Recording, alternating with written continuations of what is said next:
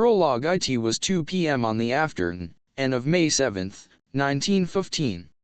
The Lusitania had been struck by 2 torpedoes in succession and was sinking rapidly, while the boats were being launched with all possible speed.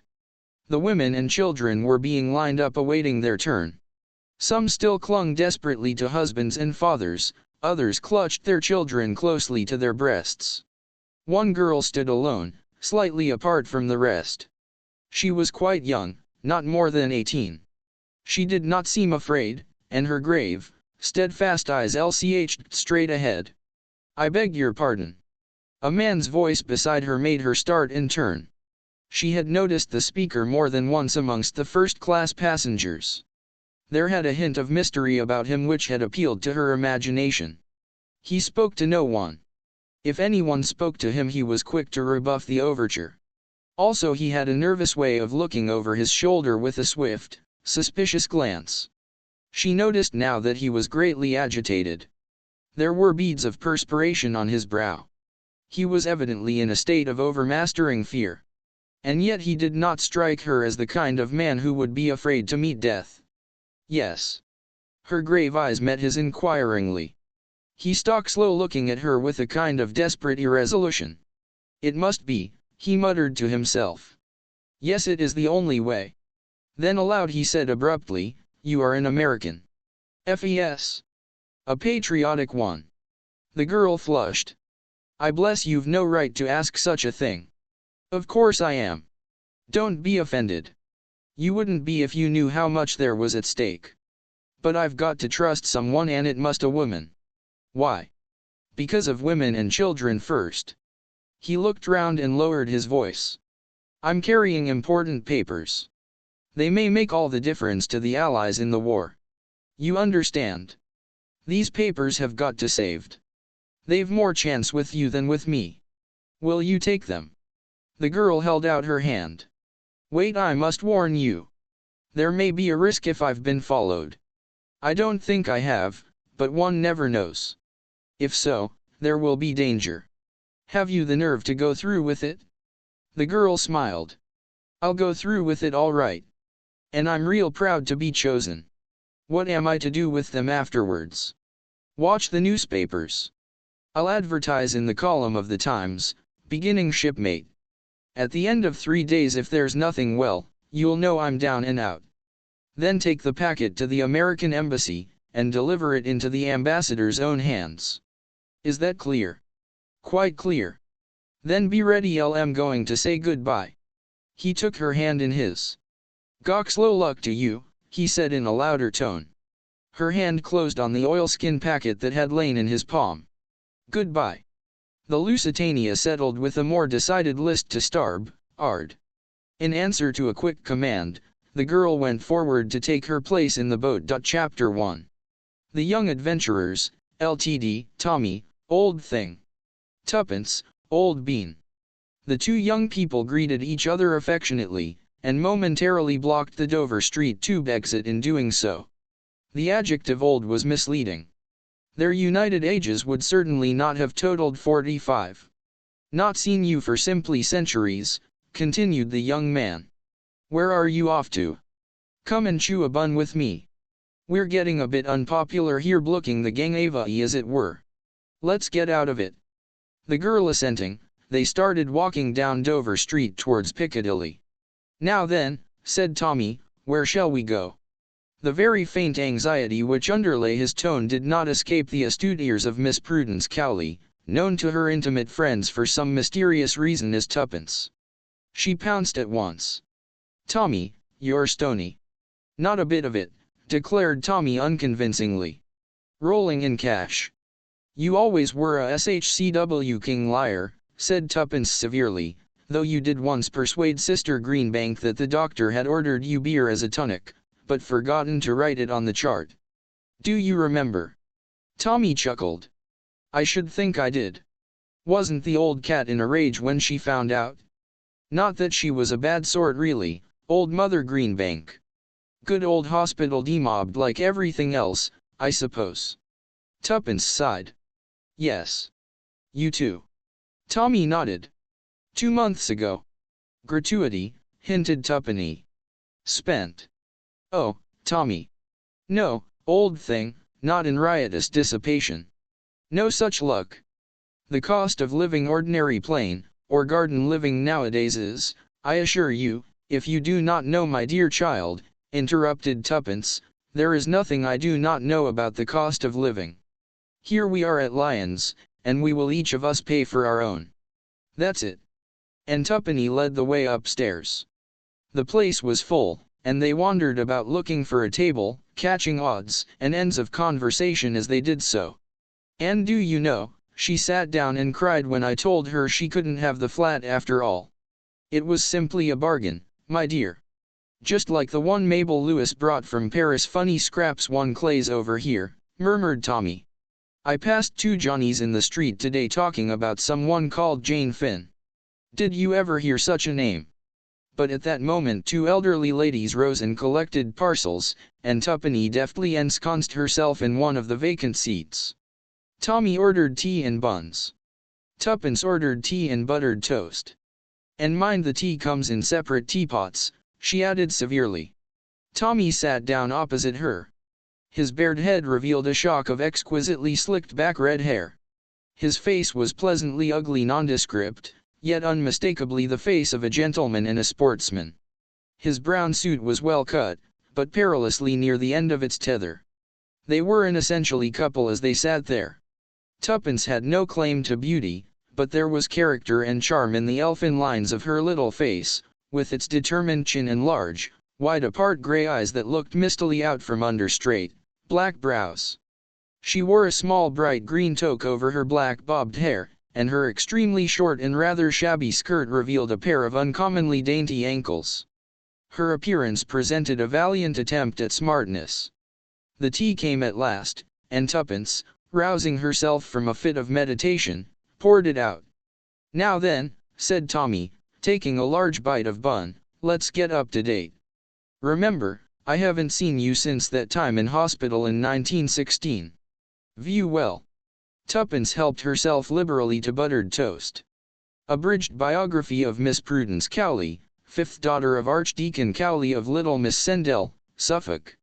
Miss Cowley left the delights and drudgeries of her home life early in the war and came up to London, where she entered an officer's hospital. First month, washed up 648 plates every day. Second month, promoted to drying aforesaid plates. Third month, promoted to peeling potatoes. Fourth month, promoted to cutting bread and butter. Fifth month, promoted one floor up to duties of ward maid with mop and pail. Sixth month, promoted to waiting at table. Seventh month, pleasing appearance and nice manners so striking that am promoted to waiting on the sisters. Eighth month, slight check in career. Sister Bond 8 Sister West Haven's egg. Grand row. Ward maid clearly to blame. Inattention in such IMIX, redant matters cannot tck, highly censured. Mop and pail again. How are the mighty fallen? Ninth month, promoted to sweeping out wards, where I found a friend of mine, Lieutenant Thomas Beresford, Bow, Tommy, whom I had not seen for 5 long years. The meeting was affecting. 10th month, reproved by matron for visiting the pictures in company with one of the patients, namely, the aforementioned Lieutenant Thomas Beresford. 11th and 12th months, parlour-maid duties resumed with entire success. At the end of the year left hospital in a blaze of glory. After that, the talented Miss Cowley drove successively a trade delivery van, a motor lorry and a general. The last was the pleasantest. He was quite a young general. What brighter was that? Inquired Tommy. Perfectly sickening the way those brass hats drove from the War Office to the Savoy, and from the Savoy to the War Office. I've forgotten his name now, confessed Tuppence. To resume, that was in a way the apex of my career. I next entered a government office. We had several very enjoyable tea parties. I had intended to become a land girl, a postwoman, and a bus conductress by way of rounding off my career, but the armistice intervened. I clung to the office with the true limpet touch for many long months, but, alas, I was coomed out at last. Since then I've looking for a job. Now then there's not so much promotion in mine, said Tommy regretfully, and a great deal less variety. I went out to France again, as you know. Then they sent me to Mesopotamia, and I got wounded for the second time, and went into hospital out there.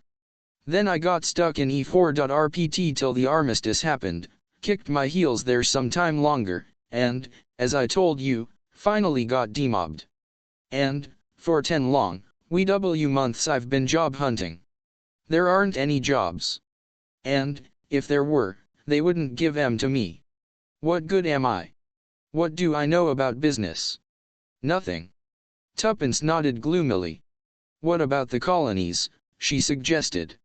Tommy shook his head. I shouldn't like the colonies and I'm certain they wouldn't like me. Rich relations. Again Tommy shook his head. Oh, Tommy, not even a great aunt. I've got an old uncle who's more or less rolling, but he's no good. Why not? Wanted to adopt me once. I refused. I think I remember hearing about it, because of your mother. Tommy flushed. Said Tuppence slowly. You refused, yes, it would have been a bit rough on the mater. As you know, I was all she had. Old boy hated her, wanted to get me away from her. Just a bit of spite. Your mother's dead, isn't she? Said Tuppence gently. Tommy nodded. Tuppence's large grey eyes looked misty. You're a sort, Tommy. I always knew it. Rot, said Tommy hastily. Well, that's my position. I'm just about desperate. So am I. I've hung out as long as I could. I've touted round. I've answered advertisements. I've tried every mortal blessed thing. I've screwed and saved and pinched. But it's no good. I shall have to go home. Don't you want to? Of course I don't want to. What's the goxlow of being sentimental? Father's a dear, I'm fearfully fond of him, but you've no idea how I worry him. He has that delightful early Victorian view that short skirts and smoking are immoral. You can imagine what a thorn in the flesh I am to him. He just heaved a sigh of relief when the war took me off. You see, there are 7 of us at home. It's awful. All housework and mother's meetings. I have always been the changeling. I don't want to go back, but oh, Tommy, what else is there to do? Tommy shook his head sadly. There was a silence, and then Tuppence burst out, money, money, money. I think about money morning and night. I dare say it's mercenary of me, but there it is. Same here, agreed Tommy with feeling. I've thought over every imaginable way of getting it too, continued Tuppeny. There are only 3. To be left it, to marry it, or to make it. First is ruled out. Haven't got any rich elderly relatives. Any relatives I have are in homes for decayed gentlewomen. I always help old ladies over crossings, and pick up parcels for old gentlemen, in case they should turn out to be eccentric millionaires. But not one of them has ever asked me my name, and quite a lot never said thank. There was a pause. Of resumed Tuppence, marriage is my best chance. I made up my mind to marry money when I was quite young. Any thinking girl would. I'm not sentimental, you know. She paused. Come now, you can't say I'm sentimental, she added sharply. Certainly not, agreed Tommy hastily. No one would ever think of sentiment in connection with you. That's not very polite, replied Tuppence. But I dare say you mean it all right. Well, there it is. I'm ready and willing, but I never meet any rich men. All the boys I know are about as hard up as I am. What about the general? Inquired Tommy. I fancy he keeps a bicycle shop in time of peace. It is. Now you could marw a rich girl. I'm like you. I don't know any, explained Tuppence. No, that doesn't matter. You can always get to know one. Now, if I see a man in a fur coat come out of the Ritz, I can't rush up to him and say, look here, you're rich. I'd like to know you. Do you suggest that I should do that to a similarly garbed female? Don't be silly. You tread on her FCK, or pick up her handkerchief, or something like that. If she thinks you want to know her, she's flattered, and will manage it for you somehow. You overrate my manly charms, murmured Tommy. On the other hand, proceeded Tuppence, my millionaire would probably run for his life. No marriage is fraught with difficulties. Remains to make money. We've tried that, and failed, Tommy reminded her. We've tried all the orthodox ways, yes. But suppose we try the unorthodox. Tommy, let's be adventurers. Certainly, replied Tommy cheerfully. How do we begin? That's the difficulty. If we could make ourselves known, might hire us to commit crimes for them. Delightful, commented Tommy. Especially coming from a clearoman's daughter. The moral guilt, Tuppence pointed out, would be theirs not mine. You must admit that there's a difference between stealing a diamond necklace for yourself and being hired to steal it. There wouldn't be the least difference if you were caught. Perhaps not. But I shouldn't caught. I'm so clever. Honesty always was your besetting sin, remarked Tommy. Don't rag. Look here, Tommy, shall we really? Shall we form a business partnership? Form a company for the stealing of diamond necklaces. That was only an illustration. Let's have a what do you call it in bookkeeping? Don't know. Never did any. I have, but I always got mixed up, and used to put credit entries on the debit side, and vice versa, so they fired me out. Oh, I know, a joint venture. It struck me as such a romantic phrase to come across in the middle of musty old figures. It's got an Elizabethan flavor about it, makes one think of galleons and doubloons. A joint venture. Trading under the name of the Young Adventurers, Limited? Is that your idea, Tuppence? It's all very well to laugh, but I feel there might something in it. How do you propose to get in touch with your employers? Advertisement, replied Tuppenny promptly. Have you got a bit of paper and a pencil? Men usually seem to have. Just like we have hairpins and powder puffs. Tommy handed over a rather shabby green notebook, and Tuppence began writing busily. Shall we begin, young officer, twice wounded in the war? Certainly not. Oh, very well, my dear boy.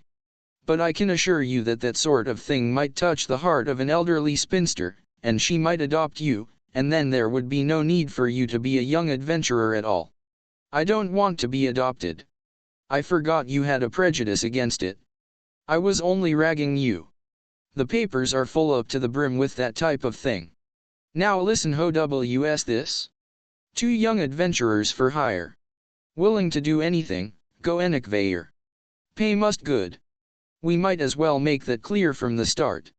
Then we might add, no reasonable offer refused, like flats and furniture. I should think any offer we get in answer to that would a pretty unreasonable one. Tommy. You're a genius. That's ever so much more chic. No unreasonable offer refused if pay is good. How's that? I shouldn't mention pay again. It looks rather eager. It couldn't look as eager as I feel.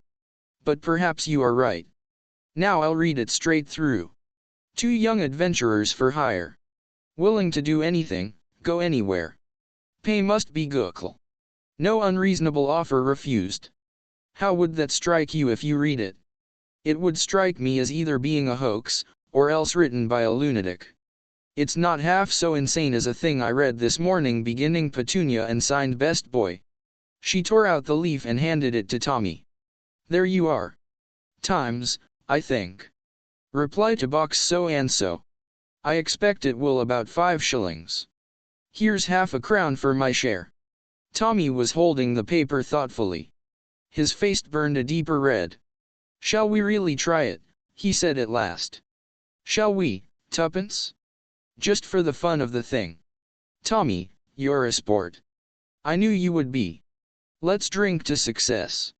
She poured some cold dregs of tea into the 2 cups. Here's to our joint venture, and may it, the Young Adventurers, Limited, responded Tommy.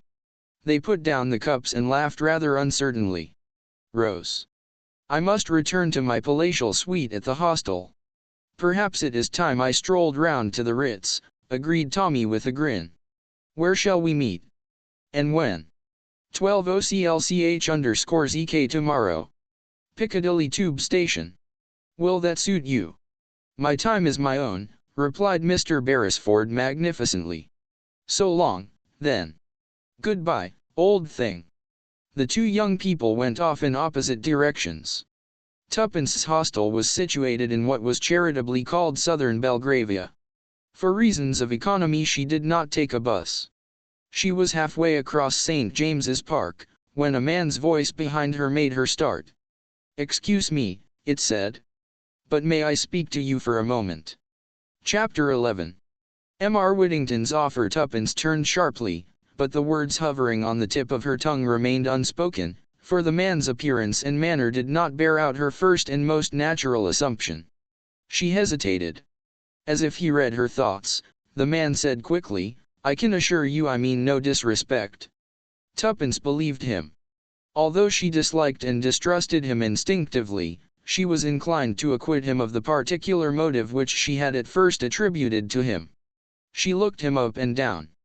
He was a big man, clean-shaven, with a heavy jowl. His eyes were small and cunning, and shifted their glance under her direct gaze. "Well, what is it?" she asked. The man smiled. "I happened to overhear part of your conversation with the young gentleman in Lyons." "Well, what of it?" "Nothing except that I think I may be of some use to you." Another inference forced itself into Tuppence's mind. "You followed me here." "I took that liberty." "And in what way do you think you could be of use to me?"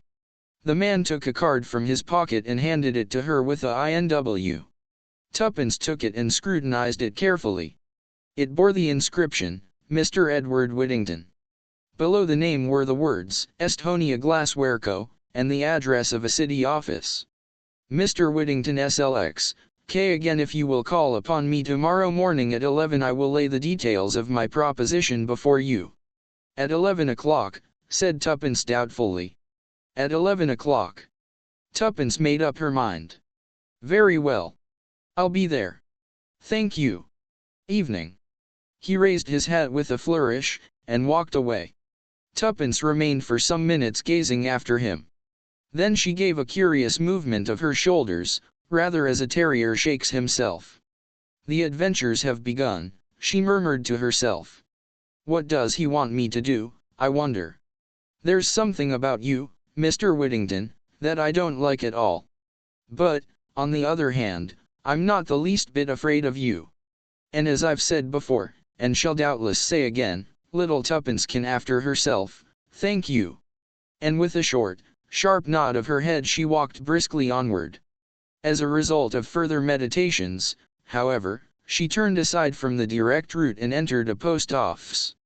There she pondered for some moments, a telegraph form in her hand. The thought of a possible 5 shillings spent unnecessarily spurred her to action, and she decided to risk the waste of 9 pence. Disdaining the spiky pen and thick, black treacle which a beneficent government had provided, Tuppence drew out Tommy's pencil which she had retained and wrote rapidly, "Don't put an advertisement.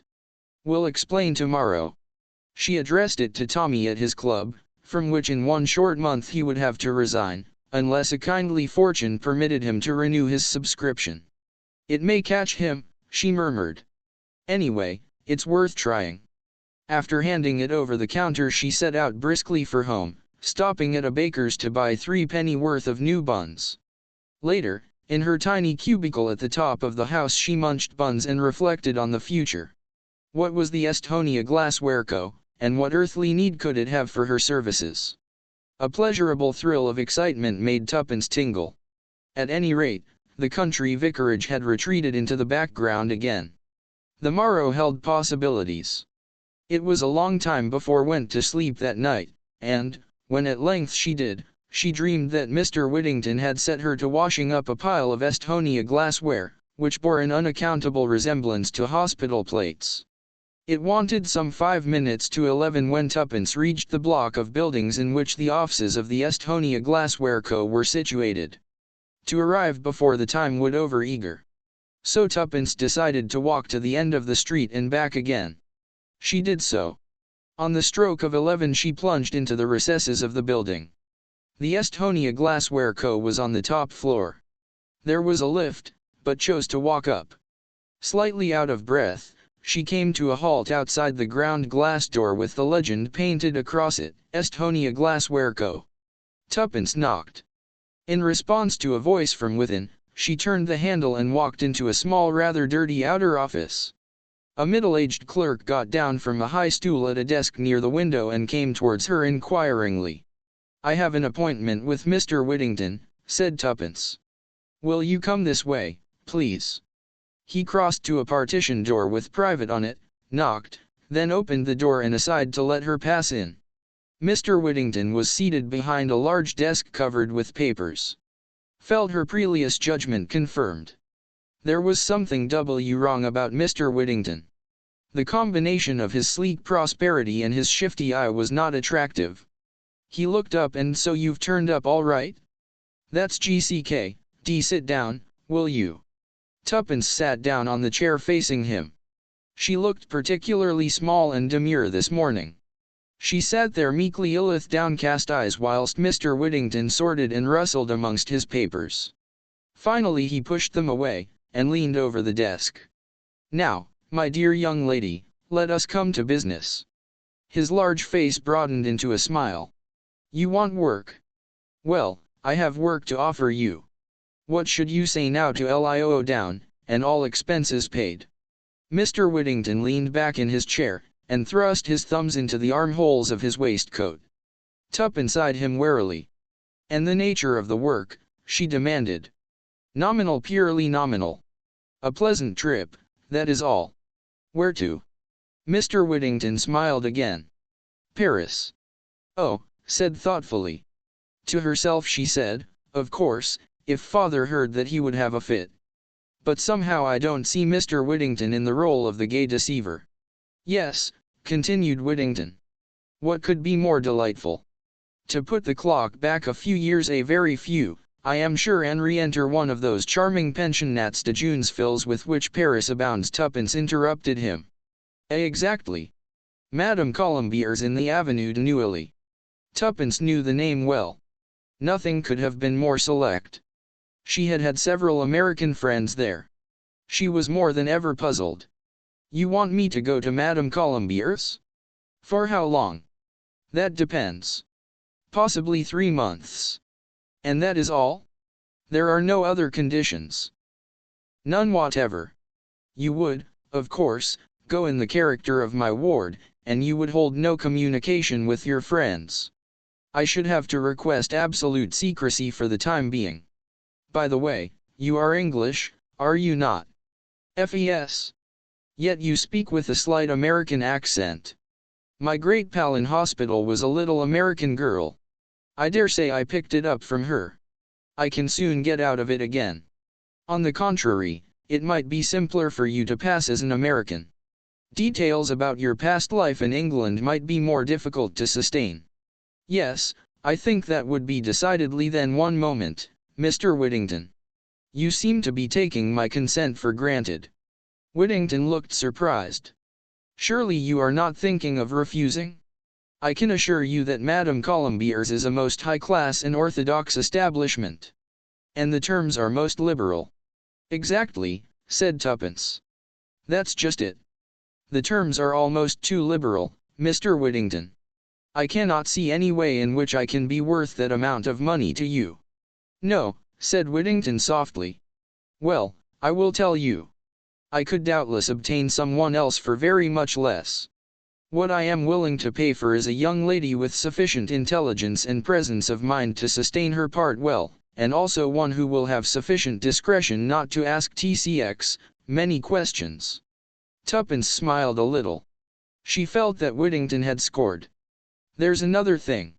So far there has been no mention of Mr. Beresford. Where does he come in?" "Mr. Beresford? My partner," said Tuppence with dignity. "You saw us together yesterday."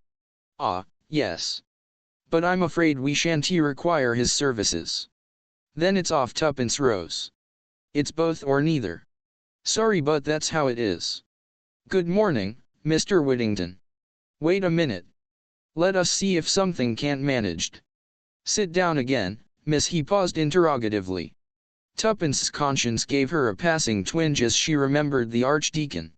She seized hurriedly on the first name that came into her head.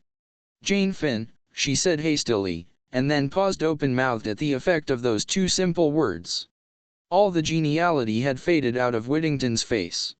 It was purple with rage, and the veins out on the forehead.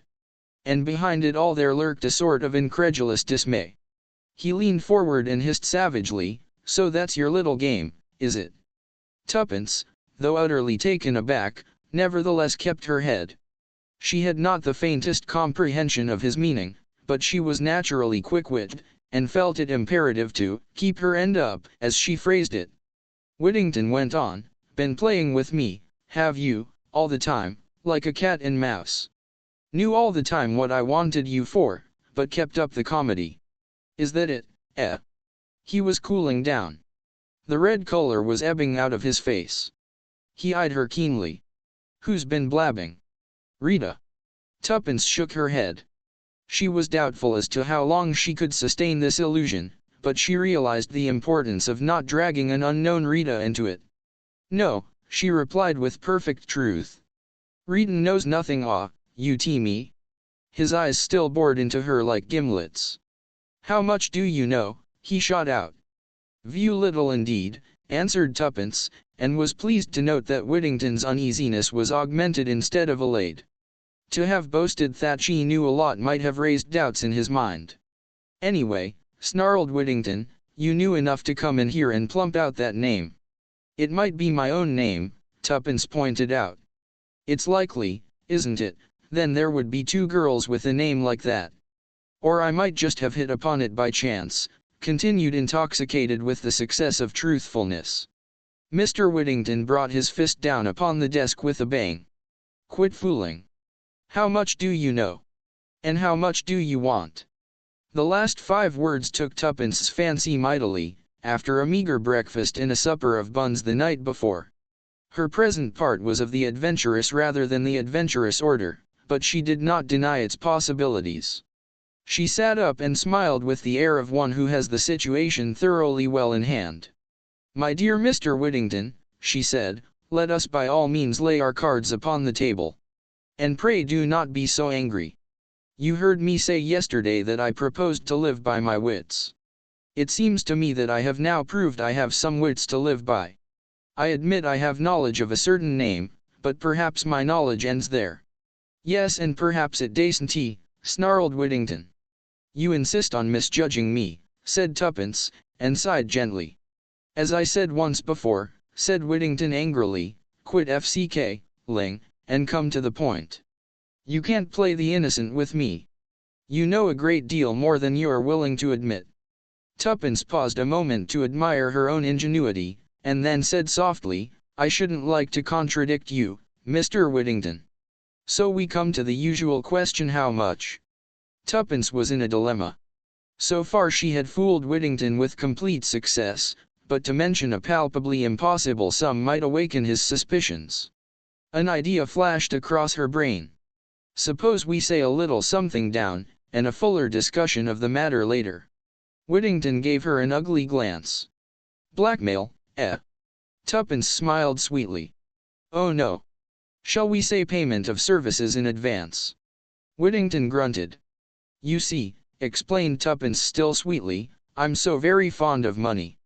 "You're about the limit, that's what you are," growled Whittington, with a sort of unwilling admiration. "You took me in all right. Thought you were quite a meek little kid with just enough brains for my purpose." "Life," moralized Tuppence, "is full of surprises." "All the same," continued Whittington, "someone's been talking. You say it isn't Rita. Was it? Oh, come in." The clerk followed his discreet knock into the room, and laid a paper at his master's elbow. "Telephone message just come for you, sir." Whittington snatched it up and read it. A frown gathered on his brow. "That'll do, Brown. You can go." The clerk withdrew, closing the door behind him. Whittington turned to Tuppence. "Come tomorrow at the same time. I'm busy now. Here's 50 to go on with." He rapidly sorted out some notes, and pushed them across the table to Tuppence, then stood up, obviously impatient for her to go. The girl counted the notes in a businesslike manner, secured them in her handbag, and rose. "Good morning, Mr. Whittington," she said politely. At least, au revoir, I should say. Exactly. Au revoir. Whittington looked almost genial again, a reversion that aroused in Tuppence a faint misgiving. Au revoir, my clever and charming young lady. Tuppence sped lightly down the stairs. A wild elation possessed her. A neighboring clock showed the time to be 5 minutes to 12. Let's give Tommy a surprise, murmured and hailed a taxi. The cab drew up outside the tube station. Tommy was just within the entrance. His eyes opened to their fullest extent as he hurried forward to assist Tuppeny to alight. She smiled at him affectionately, and remarked in a slightly affected voice, "Pay the thing, will you, old bean? I've got nothing smaller than a £5 note." Chapter 111. A setback. The moment was not quite so triumphant as it ought to have been. To begin with, the resources of Tommy's pockets were somewhat limited. In the end the fare was managed, the lady recollecting a plebeian tuppence, and the driver, still holding the varied assortment of coins in his hand, was prevailed upon to move on, which he did after one last hoarse demand as to what the gentleman thought he was him. "I think you've given him tin much, Tommy," said innocently. "I fancy he wants to give some of it back." It was this remark which induced the driver to move away.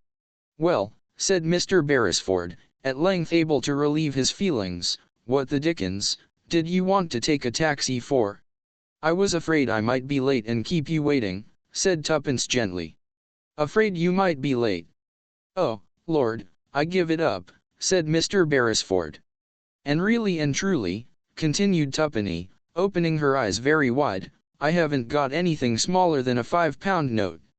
"You did that part of it very well, old bean, but all the same the fellow wasn't taken in, not for a moment." "No," said thoughtfully, "he didn't believe it. That's the curious part about speaking the truth. No one clays believe it. I found that out this morning. Now let's go to lunch. How about the Savoy?" Tommy grinned. "How about the Ritz?" "On second thoughts, I prefer the Piccadilly. It's nearer. We shan't have to take another taxi. Come along." "Is this a new brand of humor? Or is your brain really unhinged?" inquired Tommy. "Your last supposition is the correct one. I have come into money, and the chouquet has been too much for me. For that particular form of mental trouble an eminent physician recommends unlimited hors d'oeuvre, lobster à l'Americaine, chicken Newburg, and pechy Melba. Let's go and get them. Tuppence, old girl, what has really come over you?" "Oh, unbelieving one." Tuppence wrenched open her bag. "Look here, and here, and here. Great Jehoshaphat! My dear girl, don't wave fishers aloft like that. They're not fishers. They're 5 times better than fishers, and this one's 10 times better." Tommy groaned. "I must have been drinking unawares. Am I dreaming, Tuppeny, or do I really behold a large quantity of £5 notes being waved about in a dangerous fashion? Even so, O King. Now, will you come and have lunch?" "I'll come anywhere. But what have you been doing?" "Holding up a bank. All in good time. What an awful place Piccadilly Circus is. There's a huge bus bearing down on us. It would be too terrible if they killed the £5 notes." "Grill room?" inquired Tommy, as they reached the opposite pavement in safety. "The other's more expensive," demurred Tuppence. "That's mere wicked wanton extravagance. Come on below. Are you sure I can get all the things I want there? That extremely unwholesome menu you were outlining just now?" "Of course you can, or as much as is gawk, D for you, NMV. And now tell me," said Tommy, unable to restrain his pent-up curiosity any longer, as they sat in state surrounded by the many hors d'oeuvre of Tuppeny's dreams. Miss Cowley told him. "And the curious part of it is," she ended, "that I really did invent the name of Jane Finn. I didn't want to give my own because of poor father in case I should get mixed up in anything shady." "Perhaps that's so," said Tommy slowly. "But you didn't invent it." "What?" "No, I told it to you. Don't you remember, I said yesterday I'd overheard 2 people talking about a female called Jane Finn? That's what brought the name into your mind so pat." "So you did." I remember now. How extraordinary silence. Suddenly she aroused herself. Tommy. What were they like, the two men you passed? Tommy frowned in an effort at remembrance. Tuppence tailed off into, one was a big fat sort of chapter clean-shaven, I think, and dark. That's him, cried Tuppence, in an ungrammatical squeal. That's Whittington. What was the other man like? I can't remember. I didn't notice him particularly. It was really the outlandish name that caught my attention. And people say that coincidences don't, tackled her Pechi Melba happily. But Tommy had become serious. 100K here, Tuppence, old girl, what is this going to lead to? More money, replied his companion. I know that. You've only got one idea in your head. What I mean is, what about the next step? How are you going to keep the game up? Oh, laid down her spoon. You're right, Tommy, it is a bit of a poser. After all, you know, you can't bluff him forever. You're sure to slip up sooner or later. And, anyway, I'm not at all sure that it isn't actionable blackmail, you know. Nonsense. Blackmail is saying you'll tell unless you are given money. Now, there's nothing I could tell, I don't really know anything. Said Tommy doubtfully. Well, anyway, what are we going to do? Whittington was in a hurry to get rid of you this morning, but next time he'll want to know something more before he parts with his money. He'll want to know how much you know, and where you got your information from, and a lot of other things that you can't cope with. What are you going to do about it? Tuppence frowned severely. We must think. Order some Turkish coffee, Tommy. Stimulating to the brain. Oh, dear, what a lot I have eaten. You have made rather a hog of yourself, Lo, so have I for that matter, but I flatter myself that my choice of dishes was more judicious than yours. 2 coffees. This was to the waiter. 1 Turkish, 1 French. Tuppence sipped her coffee with a deeply reflective air, and snubbed Tommy when he spoke to her. Be quiet. I'm thinking. Shades of Pelmanism, said Tommy, and relapsed into silence. There, said Tuppence at last. I've got a plan. Obviously what we've got to do is to find out more about it all. Tommy applauded. Don't jeer. We can only find out through Whittington. We must discover where he lives, what he days sleuth him, in fact. Now I can't do it, because he knows me, but he only saw you for a minute or two in Lyons. He's not likely to recognize you. After all, one young man is much like another. I repudiate that remark utterly. I'm sure my pleasing features and distinguished appearance would single me out from any crowd. My plan is this, Tuppeny went on calmly, I'll go alone tomorrow. I'll put him off again like I did today. It dassn't matter if I don't get any more money at once. 50 ought to last us a few days. Or even longer. You'll hang about outside. When I come out I shan't to you in case he's watching.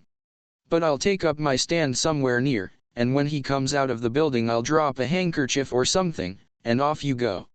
Off Lo go where? Follow him, of course, silly. What do you think of the idea? Sort of thing one reads about in books. I somehow feel that in real life one will feel a bit of an ass standing in the street for hours illith nothing to do. People will wonder what I'm up to. Not in the city. Everyone's in such a hurry. Probably no one will even notice you at all. That's the second time you've made that sort of remark. Never mind, I forgive you. Anyway, it will be rather a lark. What are you doing this afternoon? Well, said Tuppence meditatively. I had thought of hats. Or perhaps silk stockings. Or perhaps hold hard, admonished Tommy. There's a limit to £50. But let's do dinner and a show tonight at all events. Rather. The day passed pleasantly. The evening even more so. TV.N of the £5 notes were now irretrievably dead. They met by arrangement the following morning and proceeded city wards. Tommy remained on the opposite side of the road while Tuppence plunged into the building. Tommy strolled slowly down to the end of the street, then back again. Just as he came abreast of the building, Tuppence darted across the road. Tommy. Yes. What's up? The place is shut. I can't make anyone hear. That's odd. Isn't it? Come up with me, and let's try again. Tommy followed her. As they passed the third-floor landing, a young clerk came out of an office. He hesitated a moment, then addressed himself to Tuppence. Were you wanting the Estonia glassware? Yes, please. It's closed down. Since yesterday company wound up, they say. Not that I've ever heard of it myself. But anyway, the office is to let. Thank you, faltered Tuppence. I suppose you don't know Mr. Whittington's address? Afraid I don't. They left rather suddenly. Thank you very much, said Tommy. Come on, Tuppence. They descended to the street again, where they gazed at one another blankly. That's torn it, said Tommy at length. And I never it, wailed Tuppence. Cheer up, old thing, it can't be, can't it, though? Tuppence's little chin shot out defiantly. The end? If so, you're wrong. It's just the beginning. Do you think this is the beginning of what? Of our adventure. Tommy, don't you see, if they are scared enough to run away like this, it shows that there must a lot in this Jane Finn business. Well, we'll get to the bottom of it. We'll run them down. We'll be sleuths in earnest. Yes, but there's no one left to sleuth. No, that's why we'll have to start all over again. Lend me that bit of pencil. Thanks. Wait a minute, Dante interrupted. There. Tuppence handed back the pencil, and surveyed the piece of paper on which she had written with a satisfied "What's that?" Advertisement. You're not going to put that thing in after all? No, it's a different one.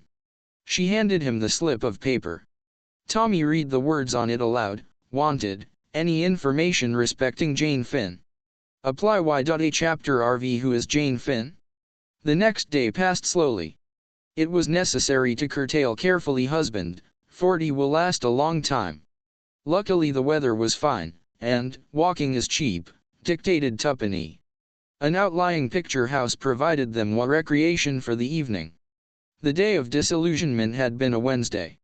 On Thursday the advertisement had duly. On Friday letters might be expected to arrive at Tommy's. He had been bound by an honorable promise not to open any such letters if they did arrive, but to repair to the National Gallery, where his colleague would meet him at 10 OCLCN_ZK. Tuppence was first at the rendezvous. She ensconced herself on a red velvet seat, and gazed at the Turners with unseeing eyes until she saw the familiar figure enter the well. Well, returned Mr. Beresford provokingly. Which is your favorite picture? Don't be a wretch.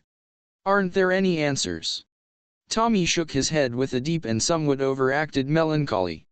I didn't want to disappoint you, old thing, by telling you right off. It's too bad. Goxlow money wasted. He sighed.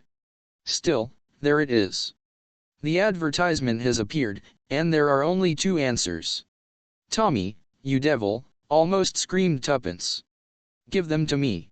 How could you be so mean?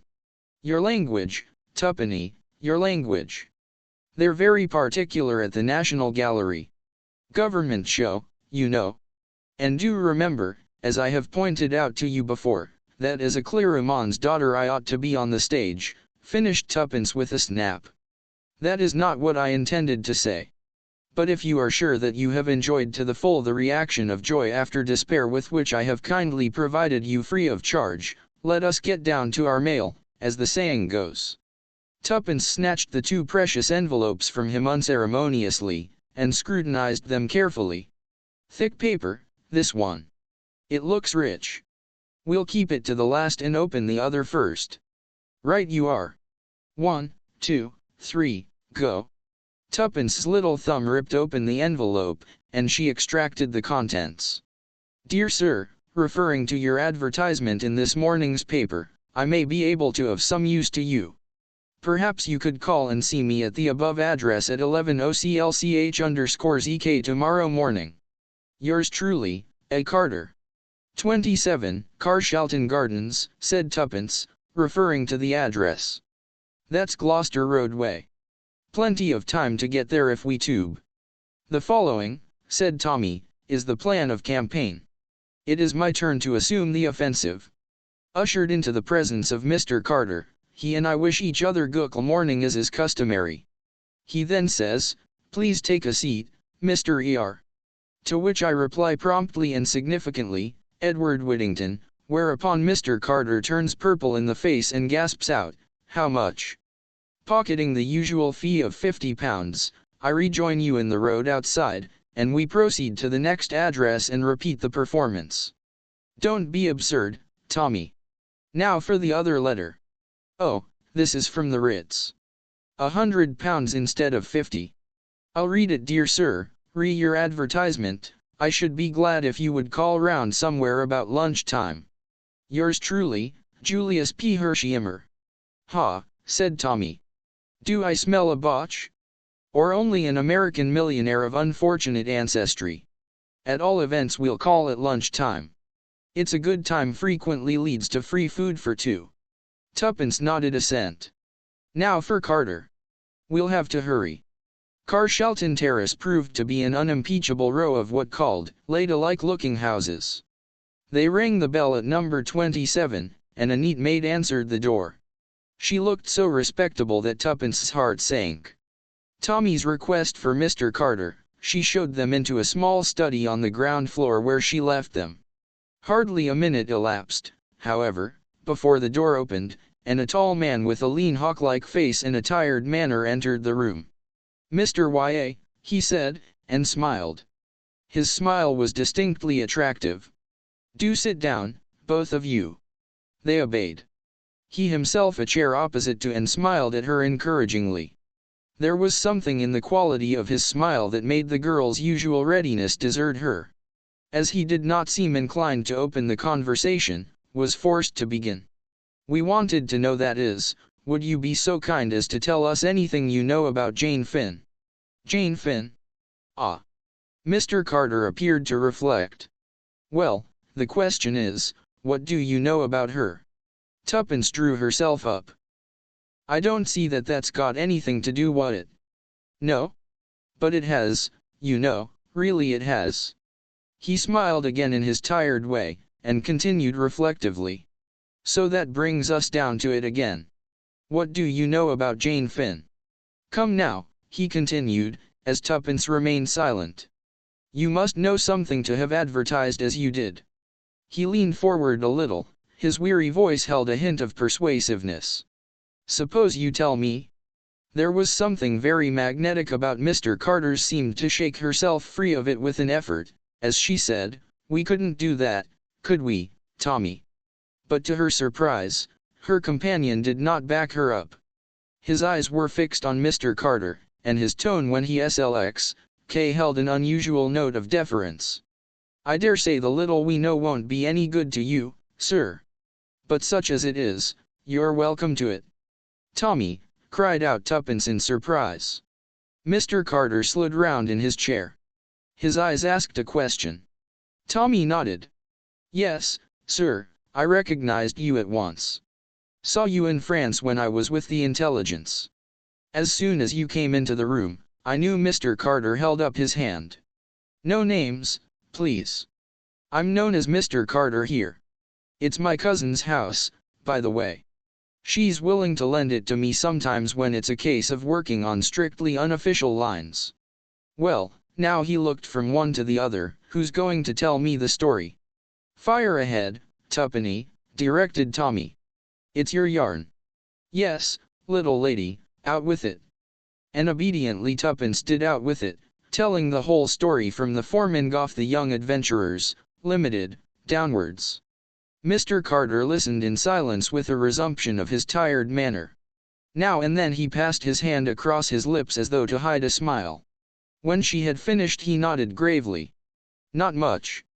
But suggestive. Quite suggestive. If you'll excuse my saying so, you're a curious young couple. I don't know, you might succeed where others have failed. I believe in luck, you know, always have." He paused a moment, and then went on. "Well, how about it? You're out for adventure. How would you like to work for me? All quite unofficial, you know. Expenses paid, and a moderate screw. Tuppence gazed at him, her lips parted, her eyes growing wider and wider. "What should we have to do?" she breathed. Mr. Carter smiled. "Just go on what you're doing now. Find Jane Finn." "Yes, but who is Jane Finn?" Mr. Carter gravely. "Yes, you're entitled to know that, I think." He leaned back in his chair, crossed his legs, brought the tips of his fingers together, and began in a low monotone, "Secret diplomacy, which, by the way, is nearly always bad policy, does not concern you. It will be sufficient to say that in the early days of 1915 a certain document came into being. It was the draft of a secret at What You Like. It was drawn up ready for signature by the various representatives, and drawn up in America at that time a neutral country. It was dispatched to England by a special messenger selected for that purpose, a young fellow called Danvers. It was hoped that the whole affair had been kept so secret that nothing would have leaked out. That kind of hope is usually disappointed. Somebody always talks. Danvers sailed for England on the Lusitania. He carried the precious papers in an oilskin packet which he wore next his skin. It was on that particular voyage that the Lusitania was torpedoed and sunk. Danvers was among the list of those missing. Eventually his body was washed ashore, and identified beyond any possible doubt. But the oilskin packet was missing. The question was, had it been taken from him, or had he himself passed it on into another's keeping? There were a few incidents that strengthened the possibility of the latter theory. After the torpedo struck the ship, in the few moments during the launching of the boats, Danvers was seen speaking to a young American girl. No one actually saw him pass anything to her, but he might have done so. It seems to me quite likely that he entrusted the papers to this girl, believing that she, as a woman, had a greater chance of bringing them safely to shore. But if so, where was the girl, and what had she done with the by later advice from America? It seemed likely that Danvers had been closely shadowed on the way over. Was this girl in league with his enemies? Or had she, in her turn, been shadowed and either tricked or forced into handing over the precious packet? We set to work to trace her out. It proved unexpectedly difficult.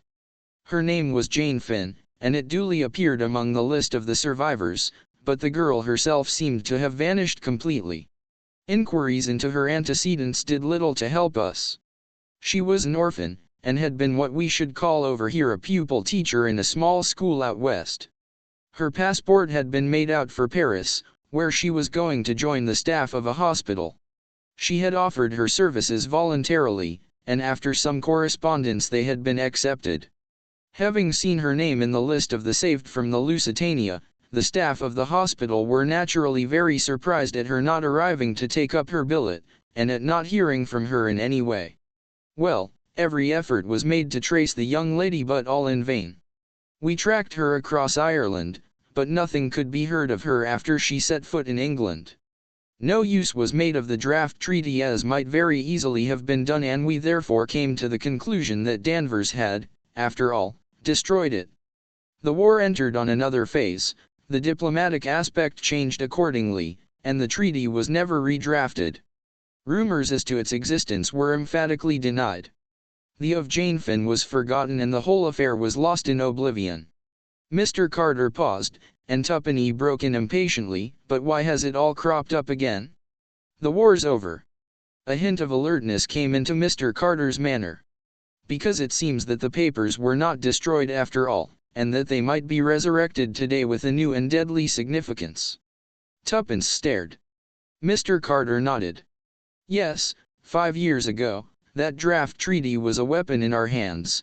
Today it is a weapon against us. It was a gigantic blunder. If its terms were made public, it would mean disaster. It might possibly bring about another war, not with Germany this time. That is an extreme possibility, and I do not believe in its likelihood myself, but that document undoubtedly implicates a number of our statesmen whom we cannot afford to have discredited in any way at the present moment. As a party cry for labor it would be irresistible, and a labor government at this juncture would, in my opinion, be a grave disability for British trade, but that is a mere nothing to the real danger." He paused, and then said quietly, You may have heard or read that there is Bolshevist influence at work behind the present labor unrest. Tuppence nodded. That is the truth. Bolshevist gold is pouring into this country for the specific purpose of procuring a revolution. And there is a certain man, a man whose real name is unknown to us, who is working in the dark for his own ends. The Bolshevists are behind the labor unrest, but this man is behind the Bolshevists. Who is he? We do not know.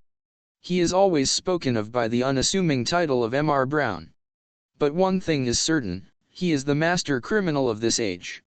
He controls a marvelous organization. Most of the peace propaganda during the war was originated and financed by him. His spies are Everett Weyer. A naturalized German? Asked Tommy.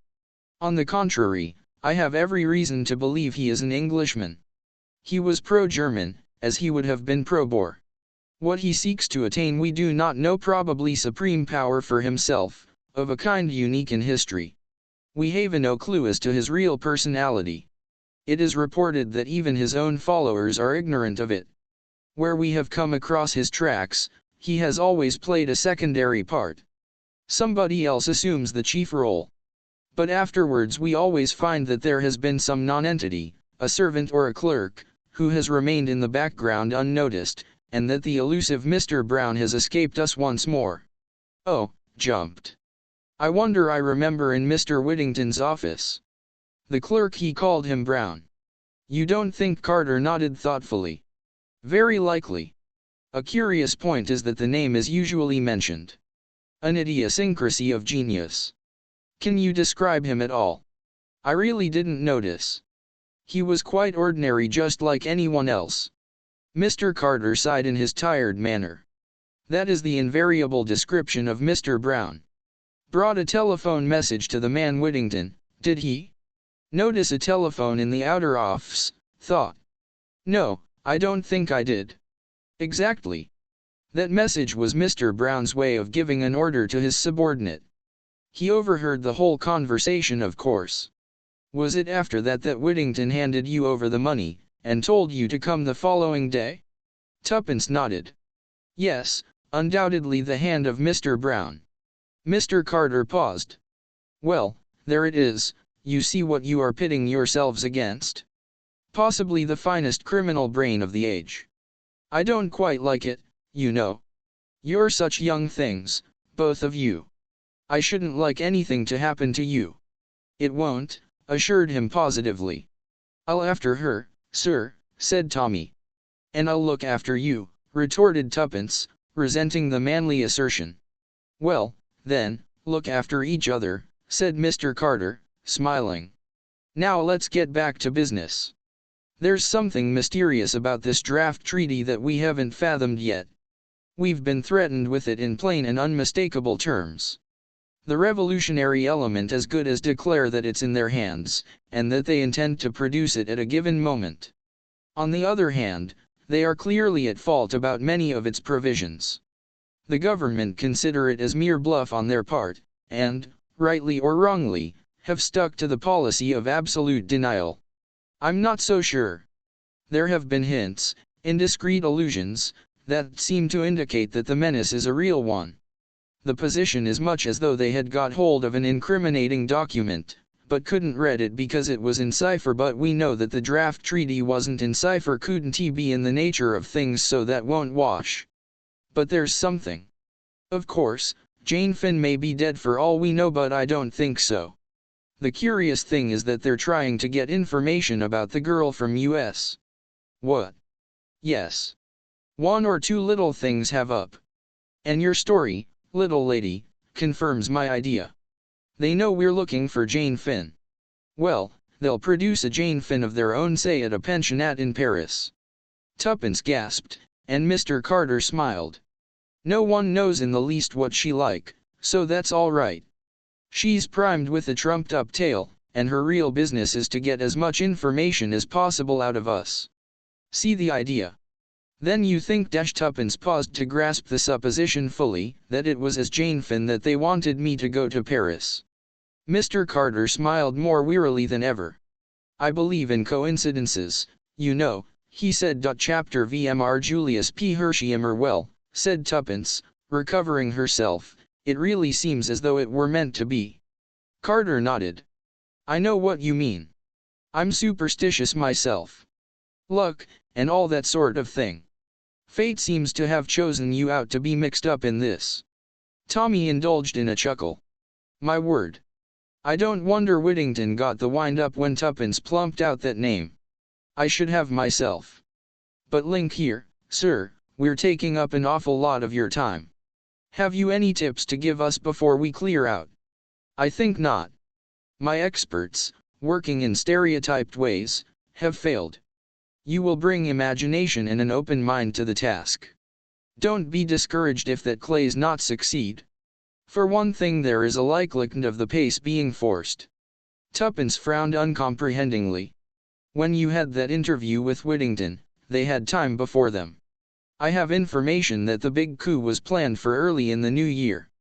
But the government is contemplating legislative action which will deal effectually with the strike menace.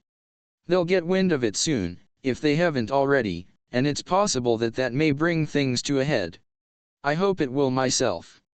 The less time they have to mature their plans the better. I'm just warning you that you haven't much time before you, and that you needn't be cast down if you fail. It's not an easy proposition anyway. That's all. Tuppence rose. I think we ought to be businesslike. What exactly can we count upon you for, Mr. Carter? Mr. Carter's lips twitched slightly, but he replied succinctly, funds within reason, detailed information on any point, and no official recognition. I mean that if you get yourselves into trouble while the police, I can't officially help you out of it. You're on your own. Tuppence nodded sagely. I quite understand that. I'll write out a list of the things I want to know when I've had time to think. Now about money, yes, Miss Tuppence. Do you want to say how much? Not exactly.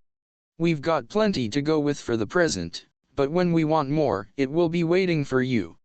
Yes, but I'm sure I don't want to be rude about the government if you've got anything to do with it, but you know one really has the devil of a time getting anything out of it. And if we have to fill up a blue form and send it in, and then, after 3 months, they send us a green one, and so on, well, that won't be much use, will it? Mr. Carter laughed outright. Don't worry, miss, you will send a personal demand to me here, and the money, in notes, shall be sent by return of post. As to salary, shall we say at the rate of 300 a year? And an equal sum for Mr. Beresford, of course. Tuppence beamed upon him. How lovely. You are kind. I do love money. I'll keep beautiful accounts of our expenses, all debit and credit, and the balance on the right side, and red line drawn sideways with the totals the same at the bottom. I really know how to do it when I think. I'm sure you do. Well, goodbye, and GCX, D-luck to you both. He shook hands with them, and in another minute they were descending the steps of 27 Carshalton Terrace with their heads in a whirl. Tommy. Tell me at once, who is M.R. Carter? Tommy murmured a name in her ear. Oh, said Tuppence, impressed. And I can tell you, old bean, he's it. Oh, said again. Then she added reflectively, I like him, don't you? He looks so awfully tired and bored, and yet you feel that underneath he's just like steel, all keen and flashing. Oh. She gave a skip. Pinch me, Tommy, do pinch me. I can't believe it's real. Mr. Beresford obliged. Ow. That's enough. Yes, we're not dreaming. We've got a job. And what a job. The joint venture has really begun. It's more than I thought it would, said Tuppence thoughtfully. Luckily I haven't got your craving for crime. What time is it? Let's have lunch. Oh. The same thought sprang to the minds of each. Tommy voiced it first. Julius P. Hersheimer. We never told Mr. Carter about hearing from him. Well, there wasn't much to tell, not till we've seen him. Come on, we'd better take a taxi. Now who's being extravagant? All expenses paid, remember. Hop in. At any rate, we shall make a better effect arriving this way, said Tuppence, leaning back luxuriously. I'm sure blackmailers never arrive in buses. We've ceased being blackmailers, Tommy pointed out. I'm not sure I have, said Tuppenny darkly. On inquiring for Mr. Herzheimer, they were at once taken up to his suite. An impatient voice cried "Come in answer to the page boy's knock, and the lad stood aside to let them pass in. Mr. Julius P. Herzheimer was a great deal younger than either Tommy or Tuppence had pictured him. The girl put him down as 35. He was of middle height, and squarely built to match his jaw. His face was pugnacious but pleasant. No one could have mistaken him for anything but an American, though he spoke with very little accent. "Get my note? Sit down and tell me right away all you know about my cousin." "Your cousin?" "Sure thing. Jane Finn." "Is she your cousin?" "My father and her mother were brother and sister," explained Mr. Herzheimer meticulously. "Oh," cried Tuppence. "Then you know where she is?" "No." Mr. Herzheimer brought down his fist with a bang on the table. "I'm darned if I do." "Don't you? We advertised to receive information, not to give it," said Tuppence severely. "I know that. I can read. But I thought maybe it was her back history you were after, and that you'd know where she was now." "Well, we wouldn't mind hearing her back history," said Tuppenny guardedly. But Mr. Herzheimer seemed to grow suddenly suspicious. "See here," he declared. "This isn't Sicily. No demanding ransom or threatening to crop her ears if I refuse. These are the British Isles, so quit the funny business, or I'll just sing out for that beautiful big British policeman I see out there in Piccadilly." Tommy hastened to explain. "We haven't kidnapped your cousin. On the contrary, we're trying to find her. We're employed to do so." Mr. Herzheimer leaned back in his chair. "Put me wise," he said succinctly. Tommy fell in with this demand in so far as he gave him a guarded version of Jane Finn, and of the possibility of her having been mixed up unawares in some political show. He alluded to Tuppence and himself as private inquiry agents, commissioned to find her, and added that they would therefore be glad of any details Mr. Herzheimer could give them. That gentleman nodded approval. That's all right. I was just a mite hasty. But London gets my goat. I only know little old New York. Just trot out your questions and I'll answer." For the moment this paralysed the young adventurers, but recovering herself, plunged boldly into the bourgeois reminiscence culled from detective fiction. "When did you last see your cousin, I mean?" "Never seen her," responded Mr. Herzheimer. "What?" demanded Tommy, astonished. Herzheimer turned to him. "No, sir. As I said before, my father and her mother were brother and sister, just as you did not correct this view of their relationship, but they didn't always get on together. And when my aunt made up her mind to marry Amos Finn, who was a poor school teacher out west, my father was just mad. Said if he made his pile, as he seemed in a fair way to do, she'd never see a cent of it. Well, the upshot was that Aunt Jane went out west and we never heard from her again. The old man did pile it up. He went into oil, and he went into steel, and he played a bit with railroads, and I can tell you he made Wall Street sit up." He paused. "Then he died last fall and I got the dollars. Well, would you believe it, my conscience got busy. Kept knocking me up and saying, 'What about your Aunt Jane, way out west?' It worried me some.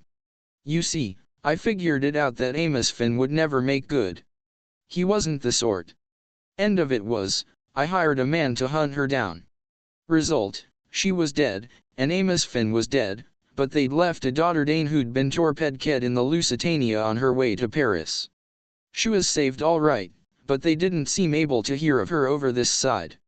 I guessed they weren't hustling any, so I thought I'd come along over, and speed things up. I phoned Scotland Yard and the Admiralty first thing. The Admiralty rather choked me off, but Scotland Yard were very civil, said they would make inquiries, even sent a man round this morning to get her photograph. I'm off to Paris tomorrow, just to see what the prefecture is doing. I guess if I go to and fro hustling them, they ought to get busy." The energy of Mr. Herzheimer was tremendous. They bowed it. "But say now," he ended, "you're not after her for anything? Contempt of court, or something British. A proud-spirited young American girl might find your rules and regulations in wartime rather irksome, and get up against it. If that's the case, and there's such a thing as graft in this country, I'll buy her off. Tuppence reassured him. That's good. Then we can work together. What about some lunch? Shall we have it up here, or go down to the restaurant? Tuppence expressed a preference for the latter, and Julius bowed to her decision. Oysters had just given place to Sol Colbert when a card was brought to Hersheimer. Inspector Japp, CID Scotland Yard again. Another man this time. What clays he expect I can tell him that I didn't tell the first chap? I hope they haven't lost that photograph. That Western photographer's place was burned down and all his negatives destroyed. This is the only copy in existence. I got it from the principal of the college there. An unformulated dread swept over Tuppence. You don't know the name of the man who came this morning? Yes, I do. No, I don't. Half a second. It was on his card. Oh, I know. Inspector Brown. Quiet, unassuming sort of chapter. Chapter 6. A plan of campaign. A veil might with profit drawn over the events of the next half hour. Suffice it to say that no such person as Inspector Brown was known to Scotland Yard. The photograph of Jane Finn, which would have been of the utmost value to the police in tracing her, was lost beyond recovery. Once again Mr. Brown had triumphed. The immediate result of this setback was to effect a rapprochement Julius Hersheimer and the young adventurers. All barriers went down with a crash, and Tommy and Tuppence felt they had known the young American all their lives. They abandoned the discreet reticence of private inquiry agents, and revealed to him the whole history of the joint venture, whereat the young man declared himself tickled to death. He turned to Tuppence at the close of the narration. I've always had a kind of idea that English girls were just a mite moss-grown. Old-fashioned and sweet, you know, but scared to move round without a footman or a maiden aunt.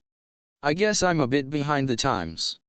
The upshot of these confidential relations was that Tommy and Tuppence took up their absl forthwith at the Ritz, in order, as put it, to keep in touch with Jane Finn's only living relation.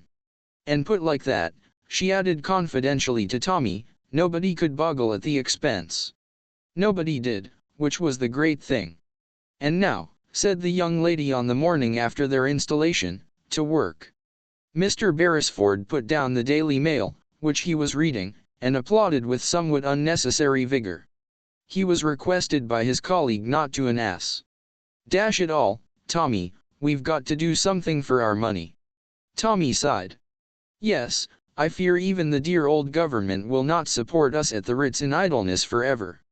Therefore, as I said before, we must do something. Well, said Tommy, picking up the Daily Mail again, do it. I shan't stop you.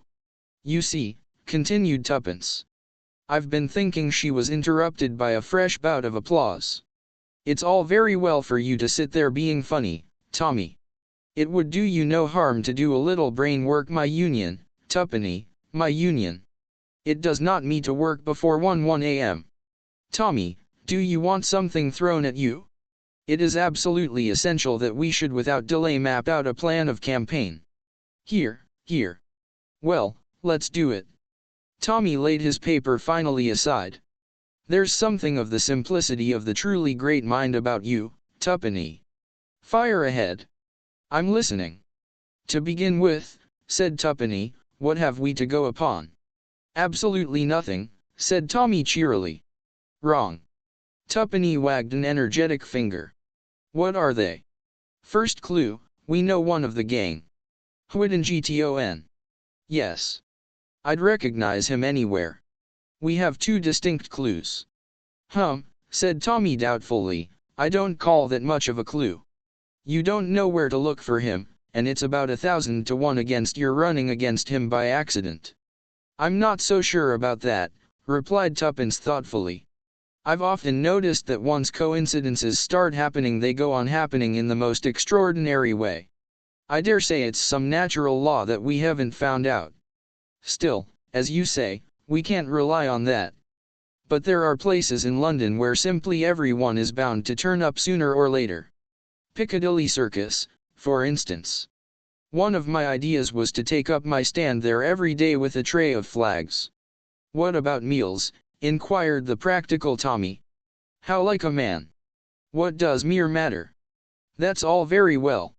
You've just had a thundering gookle breakfast. No one's got a better appetite than you have, tuppence, and by tea time you'd be eating the flags, pins, and all. But, honestly, I don't think much of the idea. Whittington main tea in London at all. That's true. Anyway, I think clue number 2 is more promising. Let's hear it. It's nothing much. Only a Christian named Rita. Whittington mentioned it that day. Are you proposing a third advertisement? Wanted, female crook, answering to the name of Rita. I am not. I propose to reason in a logical manner. That man, Danvers, was shadowed on the way over, wasn't he? And it's more likely to have been a woman than a man. I don't see that at all. I am absolutely certain that it would be a woman, and a good-looking one, replied calmly. On these technical points I bow to your decision, murmured Mr. Beresford. Now, obviously this woman, whoever she was saved. How do you make that out?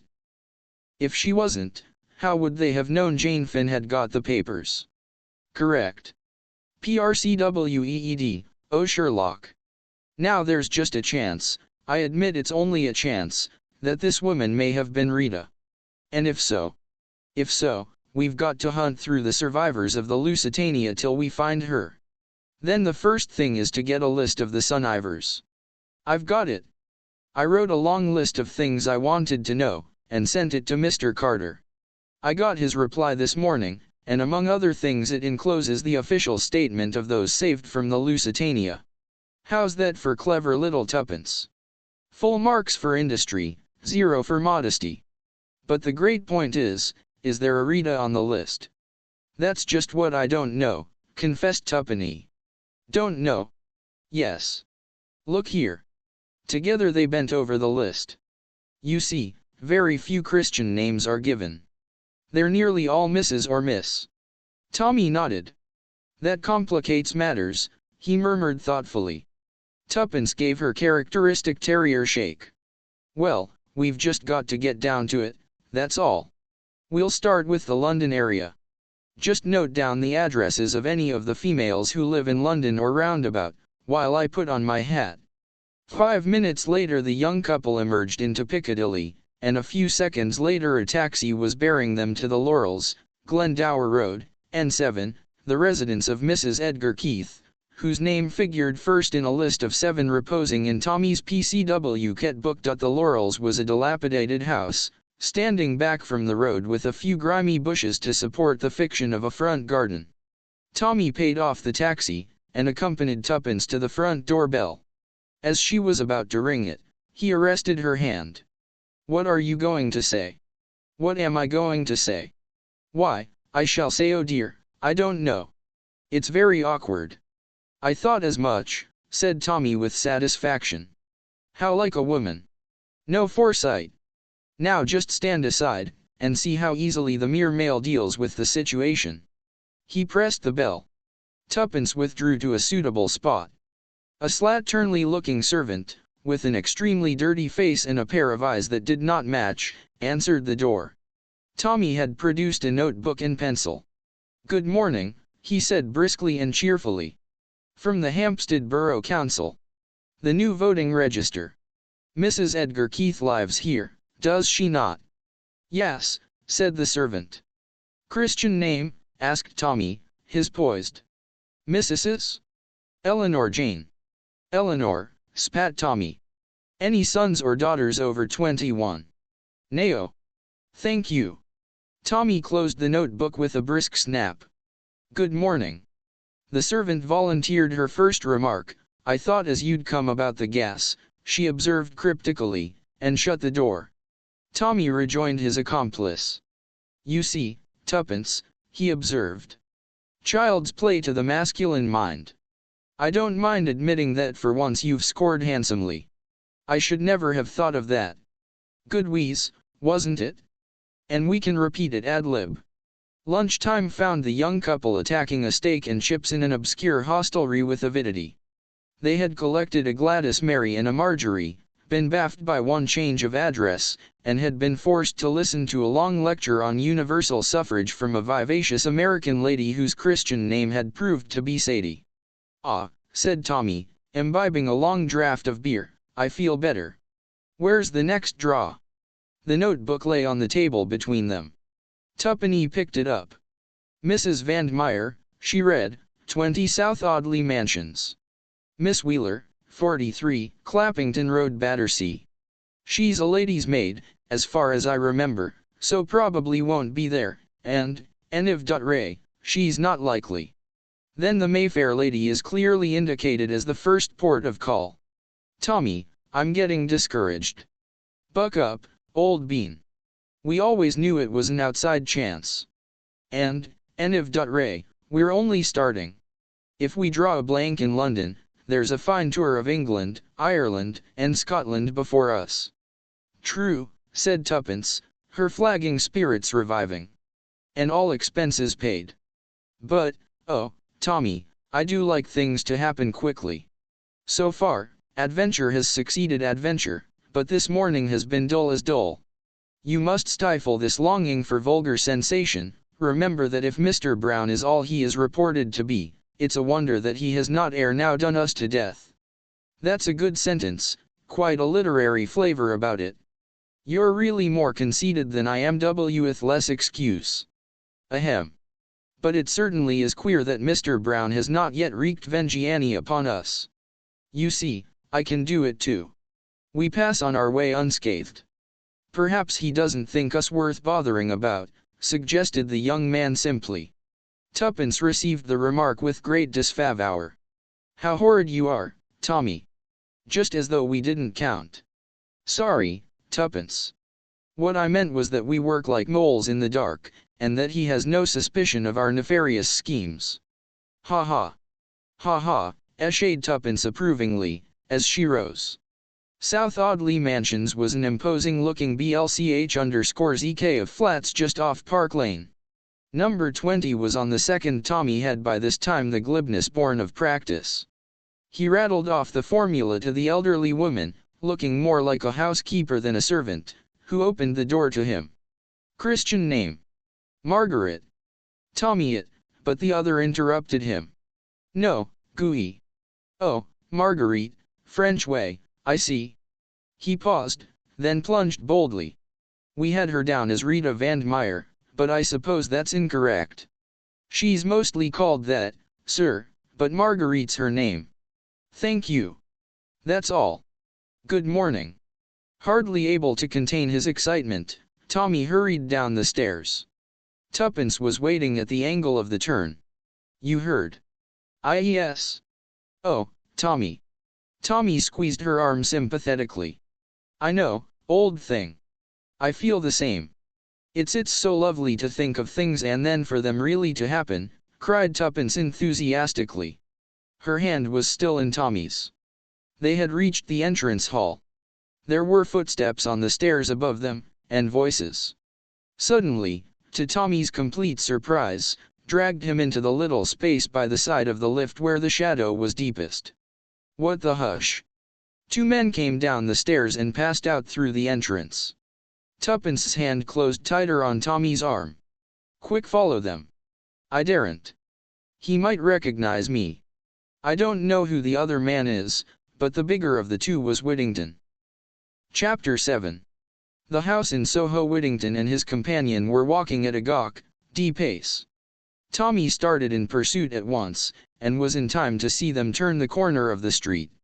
His vigorous strides soon enabled him to gain them, and by the time he, in his turn, reached the corner the distance between them was sensibly lessened. The small Mayfair streets were comparatively deserted, and he judged it wise to content himself with keeping them in sight. The sport was a new one to him.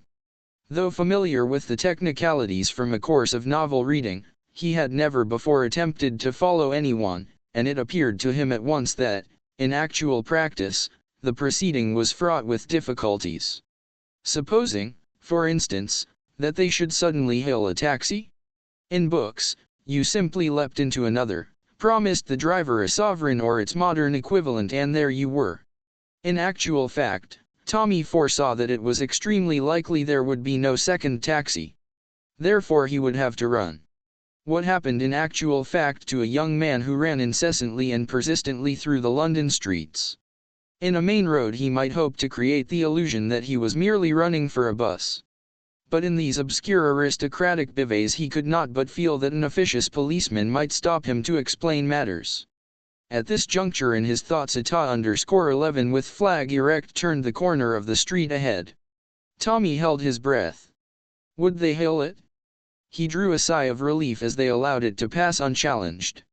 Their course was a zigzag one designed to bring them as quickly as possible to Oxford Street. When at length they turned into it, proceeding in an easterly direction, Tommy slightly increased his pace. Little by little he gained upon them.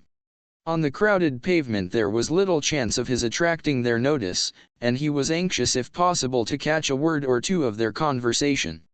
In this he was completely foiled. They spoke low and the din of the tram drowned their voices effectually. Just before the Bond Street tube station they crossed the road, Tommy, unperceived, faithfully at their heels, and entered the Big Lions. There they went up to the first floor, and sat at a small table in the window. It was late, and the place was thinning out. Tommy took a seat at the table next to them, sitting directly behind Whittington in case of recognition. On the other hand, he had a full view of the second man and studied him attentively. He was fair, with a weak unpleasant face, and Tommy put him down as being either a Russian or a Pole. He was probably about 50 years of age, his shoulders cringed a little as he talked, and his eyes, small and crafty, shifted unceasingly. Having already lunched heartily, Tommy contented himself with ordering a Welsh rarebit in a cup of coffee. Whittington ordered a substantial lunch for himself and his companion. Then, as the waitress withdrew, he moved his chair a little closer to the table and began to talk earnestly in a low voice. The other man joined in. Listen as he would, Tommy could only catch a word here and there, but the gist of it seemed to be some directions or orders which the big man was impressing on his companion, and with which the latter seemed from time to time to disagree. Whittington addressed the other as Boris. Tommy caught the word Ireland several times, also propaganda, but of Jane Finn there was no mention. Suddenly, in a lull in the clatter of the room, he got one phrase entire. Whittington was speaking. Ah, but you don't know Flossie. She's a marvel. An archbishop would swear she was his own mother. She gets the voice right every time, and that's really the principal thing. Tommy did not hear Boris's reply, but in response to it Whittington said something that sounded like, of course only in an emergency. Then he lost the thread again. But presently the phrases became distinct again, whether because the other two had insensibly raised their voices, or because Tommy's ears were getting more attuned, he could not tell. But two words certainly had a most stimulating effect upon the listener. They were uttered by Boris and they were, Mr. Brown. Whittington seemed to remonstrate with him, but he merely laughed. Why not, my friend? It is a name most respectable, most common. Did he not choose it for that reason? Ah, I should like to meet him, Mr. Brown. There was a steely ring in Whittington's voice as he replied, who knows? You may have met him already. Bah, retorted the other. That is children's talk, a fable for the police. Do you know what I say to myself sometimes? That he is a fable invented by the inner ring, to frighten us with. It might be so. And it might not. I wonder, or is it indeed true that he is with us and amongst us, unknown to all but a chosen few? If so, he keeps his secret well. And the idea is a good one, yes. We never know. We look at each other, one of us is Mr. Brown, which? He commands but also he serves. Among us, in the midst of us. And no one knows which he is. With an effort the Russian shook off the vagary of his fancy. He looked at his watch. Yes, said Whittington. We might as well go. He called the waitress and asked for his bill. Tommy did likewise, and a few moments later was following the two men down the stairs. Outside, Whittington hailed a taxi, and directed the driver to go to Waterloo. Taxis were plentiful here, and before Whittington's had driven off another was drawing up to the curb in obedience to Tommy's peremptory hand. "Follow that other taxi," directed the young man. "Don't lose it." The elderly chauffeur showed no interest. He merely grunted and jerked down his flag. The drive was uneventful. Tommy's taxi came to rest at the departure platform just after Whittington's. Tommy was behind him he took a first-class single ticket to Bournemouth. Tommy did the same. As he emerged, Boris remarked, glancing up at the CLCH_EK, "You are early. You have nearly half an hour." Boris's words had aroused a new train of thought in Tommy's mind. Clearly Whittington was making the journey alone, while the other remained in London. Therefore he was left with a choice as to which he would follow. Obviously, he could not follow both of them unless, like Boris, he glanced up at the clock, and then to the announcement board of the trains. The Bournemouth train left at 3:30. It was now 10 past. Whittington and Boris were walking up and down by the bouquet stall. He gave one doubtful look at them, then hurried into an adjacent telephone box. He dared not waste time in trying to get hold of Tuppence. In all probability she was still in the neighborhood of South Audley Mansions. But there remained another ally. He rang up the Ritz and asked for Julius Hersheimer. There was a click and a buzz. Oh, if only the young American was in his room. There was another click, and then hello in unmistakable accents came over the wire. "That you, Hersheimer?" Beresford speaking. "I'm at Waterloo.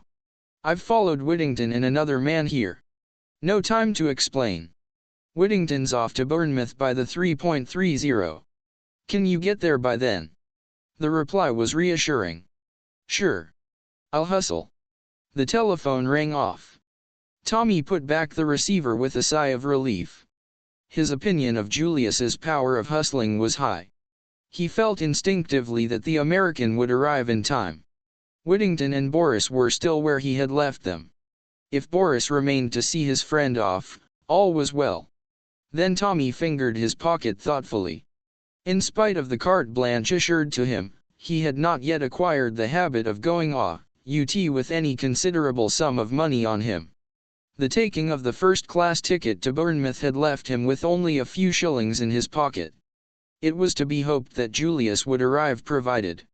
In the meantime, the minutes were creeping by, 3.15, 3.20, 3.25, 3.27.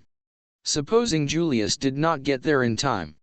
3.29, doors were banging. Tommy felt cold waves of despair pass over him. Then a hand fell on his shoulder. "Here I am, son. Your British trunk beats description. Put me wise to the crooks right away. That's Whittington there, getting in now, that big dark man. The other is the foreign chap he's talking to. I'm on to them. Which of the two is my bird?" Tommy had thought out this question. "Got any money with you?" Julius shook his head, and Tommy's face fell. "I haven't more than $300 or $400 with me at the moment," explained the American. Tommy gave a faint whoop of relief. "Oh, Lord, you millionaires. You don't talk the same language. Climb aboard the lugger. Here's your ticket. Whittington's your man." "Me for Whittington," said Julius darkly. The train was just starting as he swung himself aboard. "So long, Tommy." The train slid out of the station. Tommy drew a deep breath. The man Boris was coming along the platform towards him. Tommy allowed him to pass and then took up the chase once more. From Waterloo Boris took the tube as far as Piccadilly Circus. Then he walked up Shaftesbury Avenue, finally turning off into the maze of mean streets round Soho. Tommy followed him at a judicious distance. They reached at length a small dilapidated square. The houses there had a sinister air in the midst of their dirt and decay. Boris looked round, and Tommy drew back into the shelter of a friendly porch. The place was almost deserted. It was a cul-de-sac, and consequently no traffic passed that way. The stealthy way the other had looked round stimulated Tommy's imagination. From the shelter of the doorway he watched him go up the steps of a particularly evil-looking house and rap sharply, with a peculiar rhythm, on the door. It was opened promptly. He said a word or two to the doorkeeper, then passed inside. The door was shut to Agam. It was at this juncture that Tommy lost his head. What he ought to have done, what any sane man would have done, was to remain patiently where he was and wait for his man to come out again. What he did do was entirely foreign to the sober common sense which was, as a rule, his leading characteristic. Something, as he expressed it, seemed to snap in his brain. Without a moment's pause for reflection he, too, went up the steps, and reproduced as far as he was able the peculiar knock. The door swung open with the same promptness as before. A villainous-faced man with close-cropped hair stood in the doorway. "Well," he grunted. It was at that moment that the full realization of his folly began to come home to Tommy. But he dared not hesitate. He seized at the first words that came into his "Mr. Brownie," he said. To his surprise the man stood aside. "Upstairs," he said, jerking his thumb over his shoulder, "second door on your left." Chapter 8. The adventures of Tommy. Taken aback though he was by the man's words, Tommy did not hesitate. If audacity had successfully carried him so far, it was to be hoped it would carry him yet farther. He quietly passed into the house and mounted the ramshackle staircase. Everything in the house was filthy beyond words. The grimy paper, of a pattern now indistinguishable, hung in loose festoons from the wall. In every angle was a grey mess of cobweb. Tommy proceeded leisurely. By the time he reached the bend of the staircase, he had heard the man below disappear into a back, clearly no suspicion attached to him as yet. To come to the house and ask for Mr. Brown appeared indeed to be a reasonable and natural proceeding. At the top of the stairs Tommy halted to consider his next move. In front of him ran a narrow passage, with doors opening on either side of it. From the one nearest him on the left came a low murmur of voices. It was this room which he had been directed to enter. But what held his glance fascinated was a small recess immediately on his right, half concealed by a torn velvet curtain. It was directly opposite the left-handed door and, owing to its angle, it also commanded a view of the upper part of the staircase.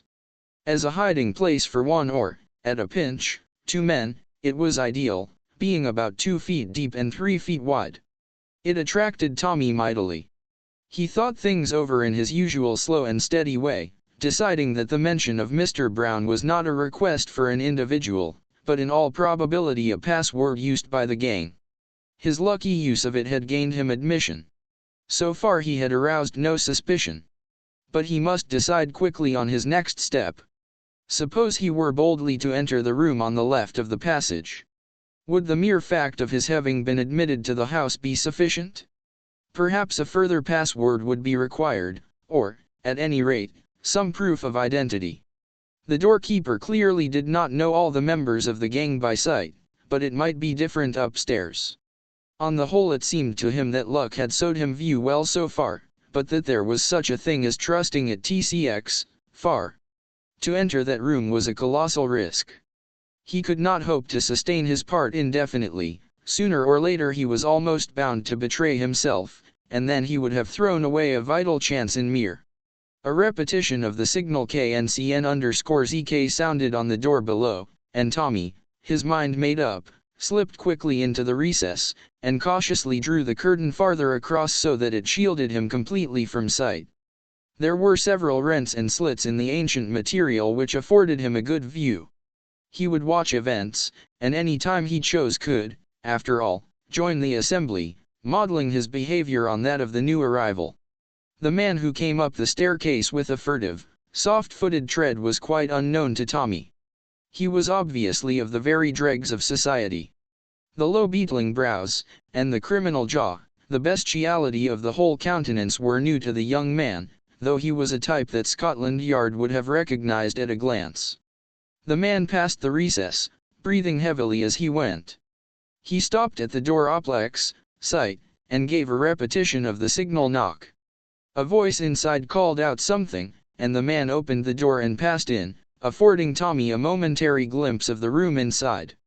He thought there must be about 4 or 5 seated round a long table that took up most of the space, but his attention was caught and held by a tall man with close-cropped hair and a short, pointed, navel-looking beard, who sat at the head of the table with papers in front of him. As the newcomer entered he glanced up, and with a correct, but curiously precise enunciation, which attracted Tommy's notice, he asked, "Your comrade?" 14, governor, replied the other hoarsely. "Correct." The door shut again. "If that isn't a Hun, I'm a Dutchman," said Tommy to himself. "And running the show darn systematically too, as they always do. Lucky I didn't roll in. I'd have given the wrong number, and there would have been the deuce to pay. No, this is the place for me. Hello, here's another knock." This visitor proved to of an entirely different type to the last. Tommy recognized in him an Irish Sinn Féiner. Certainly Mr. Brown's organization was a far-reaching concern. The common criminal, the well-bred Irish gentleman, the pale Russian, and the efficient German master of the ceremonies. Truly a strange and sinister gathering. Who was this man who held in his finger these curiously variegated links of an unknown chain? In this case, the procedure was exactly the same. The signal knock, the demand for a number, and the reply correct. 2KNCN_EKS followed in quick succession on the door below. The first man was quite unknown to Tommy, who put him down as a city clerk. A quiet, intelligent-looking man, rather shabbily dressed. The second was of the working classes, and his face was vaguely familiar to the young man. 3 minutes later came another, a man of commanding appearance, exquisitely dressed, and evidently well-born. His face, again, was not unknown to the watcher, though he could not for the moment put a name to it. After his arrival there was a long wait. In fact, Tommy concluded that the gathering was now complete, and was just cautiously creeping out from his hiding place, when another Nookie sent him scuttling back to cover. This last comer came up the stairs so quietly that he was almost abreast of Tommy before the young man had realized his presence. He was a small man, view pale, with a gentle almost womanish air. The angle of the cheekbones hinted at his Slavonic ancestry, otherwise there was nothing to indicate his nationality. As he passed the recess, he turned his head slowly. The strange light eyes seemed to burn through the curtain. Tommy could hardly believe that the man did not know he was there, and in spite of himself he shivered. He was no more fanciful than the majority of young Englishmen, but he could not rid himself of the impression that some unusually potent force emanated from the man. The creature reminded him of a venomous snake. A moment later his impression was proved correct. The newcomer KNCN_eked on the CLCNR as all had done, but his reception was very different. The bearded man rose to his feet, and all the others followed suit. The German came forward and shook hands. His heels clicked together. "We are honored," he said. "We are greatly honored. I much feared that it would be I'm 1X, Sib 1E. The other answered in a low voice that had a kind of hiss in it, "There were difficulties. It will not be possible again, I fear. But one meeting is essential to define my policy. I can do nothing without Mr. Brown. He is here." The change in the German's voice was audible as he replied with slight hesitation, "We have received a message. It is impossible for him to be present in person." He stopped, giving a curious impression of having left the sentence unfinished. A very slow smile overspread the face of the other. He rounded a circle of uneasy faces. "Ah. I understand. I have read of his mythos. He works in the dark and trusts no one. But, all the same, it is possible that he is among us now." He looked round him again, and again that expression of fear swept over the group. Each man seemed eyeing his neighbor doubtfully. The Russian tapped his cheek. "So be it. Let us proceed." The German seemed to pull himself together. He indicated the place he had been occupying at the head of the table. The Russian demurred, but the other insisted. "It is the only possible place," he said, "for number 1. Perhaps number 14 will shut the door." In another moment Tommy was once more confronting bare wooden panels, and the voices within had sunk once more to a mere undistinguishable murmur. Tommy became restive. The conversation he had overheard had stimulated his curiosity. He felt that, by hook or by crook, he must hear more. There was no sound from below, and it did not seem likely that the doorkeeper would come upstairs. After listening intently for a minute or two, he put his head round the curtain. The passage was deserted. Tommy bent down and removed his shoes, then, leaving them behind the curtain, he walked gingerly out on his stockinged feet, and kneeling down by the closed door he laid his ear cautiously to the crack. To his intense annoyance he could distinguish little more, just a chance word here and there if a voice was raised, which merely served to whet his curiosity still farther. He eyed the handle of the tentatively. Could he turn it by degrees so gently and imperceptibly that those in the room would notice nothing? He decided that with great care it could be done. Very slowly, a fraction of an inch at a time, he moved it round, holding his breath in his excessive care. A little more still, would it never be finished? Ah! At last it would turn no farther. He stayed so for a minute or two, then drew a deep breath, and pressed it ever so.